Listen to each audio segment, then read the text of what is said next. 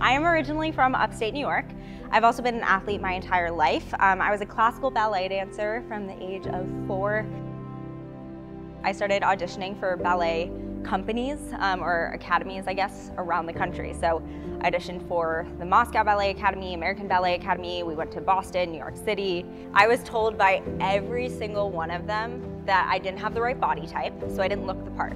At 14, 15 years old, being told that I didn't look right, I was too short, I had too much muscle. It was hard to hear, you know, I was told that I didn't look the part and that I wouldn't be accepted into these ballet academies. So I decided to drop out of dance, completely change this life path that I had been on, and I got my first real job lifeguarding at a gym.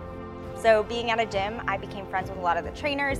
I started taking group fitness classes and I really just fell in love with fitness. But at that point, I was also going through all of those struggles with completely changing my focus and having all of these visions that I thought I had for my life and my body and everything else, and that kind of came down to me developing anorexia.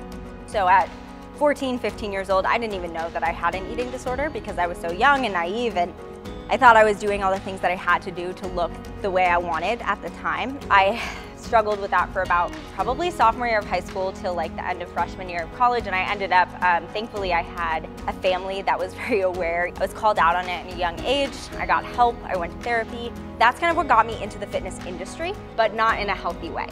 So when I turned 18, I became a certified personal trainer. I also competed in bodybuilding, and thankfully, I know that bodybuilding can kind of bring people into a more negative mindset around food in their body, but for me, it actually snapped me out of it because I recognized the extreme of the fitness industry, and that's not necessarily what I wanted to bring to it. I didn't want to inspire women, and especially young girls who were maybe at the point that I was at 14 years old, who were hating themselves and comparing themselves to other women, to want to get as small as possible. It showed me the extremes of fitness and what I didn't want to be, and it also educated me on tracking macros, and I ended up going to college. I went to community college at first for health science. I studied, became a personal trainer, got my first job working at a gym.